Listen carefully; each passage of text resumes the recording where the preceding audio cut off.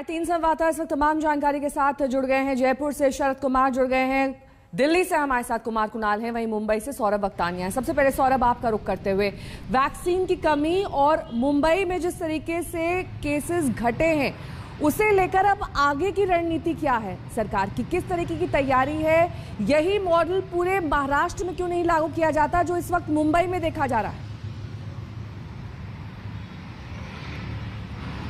देखिए, मुंबई की अगर जो बात करें तो नेहा, उसके अपने कुछ पहलू है। जैसे सबसे पहले हम बता दें कि टेस्टिंग अभी भी काफी कम हो रही है, तो ये सबसे बड़ा सवाल है। क्योंकि देखिए नेहा, बीएमसी कमिश्नर खुद कहते हैं कि 40 से 45 हजार की टेस्टिंग हर दिन की होनी चाहिए, लेकिन उतनी नहीं हो पा रही है।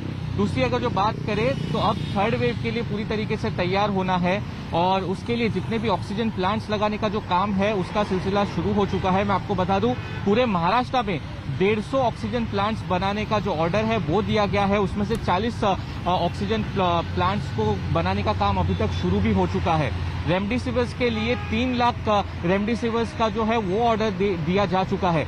अब महाराष्ट्र के हेल्थ मिनिस्टर ने कल सबसे बड़ी बात की, उन्होंने कहा कि महाराष्ट्र को जो 12 करोड़ डोजेस चाहिए वो कोविशील्ड, बायोटेक या स्पुतनिक वो पूरा नहीं कर सकते, इसलिए अब जो फॉरेन की वैक्सीन है उसे परमिशन दे देनी चाहिए। अगर ऐसा होगा तो क्या होगा, तो बाकी की जो वैक्सीन कंपनी है उन पे थोड़ा लोड कम हो जाएगा। तो इस तरह से कैसे ना कैसे ये तो एक वेव निकल जाए, लेकिन जो थर्ड वेव आ रही है उसका खतरा बना हुआ है, तो उससे किस तरीके से बचना है उसकी पूरी तैयारी पूरजोर से चल रही है। बिल्कुल, शरद का रुख करेंगे। शरद हमारे साथ जयपुर से जुड़ रहे हैं। शरद, हमने देखा है किस तरीके से लगातार सख्ती बढ़ाई जा रही है राजस्थान में। एक शहर से दूसरे शहर जाने में भी काफी ज्यादा कवायद है, क्योंकि आपको एक पास चाहिए होगा या फिर एक ऐसी ठोस वजह जिससे आप एक शहर से दूसरे शहर ट्रैवल कर सके।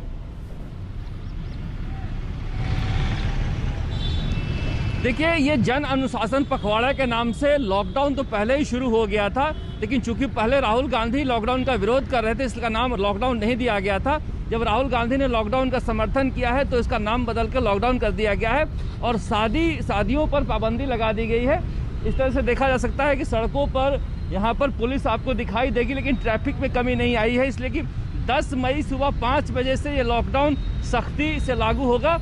और जहाँ पर जो शादियां हैं वो 31 मई तक बंद कर दी गई है। अगर किसी को शादी करना है तो घर में 11 लोगों की इजाज़त होगी, उसके लिए भी सरकार को बताना होगा। सभी धार्मिक स्थल बंद कर दिए गए हैं। इसके अलावा एक जिले से दूसरे जिले तक जाने के लिए परमिशन की जरूरत होगी। औद्योगिक जो इकाइयां हैं वहां पर मजदूर काम करेंगे तो उनके लिए पासेस बनेंगे। इसके अलावा फल सब्जी की जो दुकानें हैं सुबह 11 बजे तक खुलेंगी। तो इस तरह से एहतियात बरता जा रहा है, लेकिन फिर भी देखा जा सकता है कि पुलिस की सख्ती के बावजूद सड़कों पर ट्रैफिक कम नहीं हो रहा है। हालत यह है कि अस्पतालों में भी ट्रैफिक कम नहीं हो रहा है। सरकारी अस्पतालों में कोई जगह नहीं बची है, निजी अस्पताल हाथ खड़े कर दिए हैं। ग्रामीण इलाकों में 36% कोरोना फैल चुका है। गांव-गांव में हालात बदतर होते जा रहे हैं। जो तस्वीरें आ रही है रोंगटे खड़े कर देने वाली है। इसीलिए सरकार अब जागी है और गांव में जो शादियों की वजह से हाहाकार मच रहा था उसे रोकने की कोशिश की जा रही है। देखा जा सकता है किस तरह से यहाँ पर पुलिस लगातार कोशिश कर रही है कि लोग कम से कम बाहर निकलें, लेकिन इसके बावजूद कम से कम कोशिश तो की जा रही है। और वहां पर पहले लॉकडाउन का नाम नहीं दिया गया, अब लॉकडाउन इसे कहा जा रहा है। कुमार कुणाल हमारे संवाददाता इस वक्त तमाम जानकारी के साथ हमारे साथ जुड़ गए हैं। कुमार, दिल्ली में केसेस का कम होना कहीं ना कहीं बड़ी वजह, इसके पीछे टेस्टिंग का कम होना भी है। सरकार अब भी लीपापोती आंकड़ों को छुपाने में लगी हुई है। ये कवायद जो सरकार की तरफ से इन सभी चीजों को ढकने छुपाने की कोशिश होती है, इससे किसका फायदा होता है? इससे सिर्फ आंकड़ों में कमी आती है, लेकिन जमीनी हकीकत से तो हम सब वाकिफ हैं।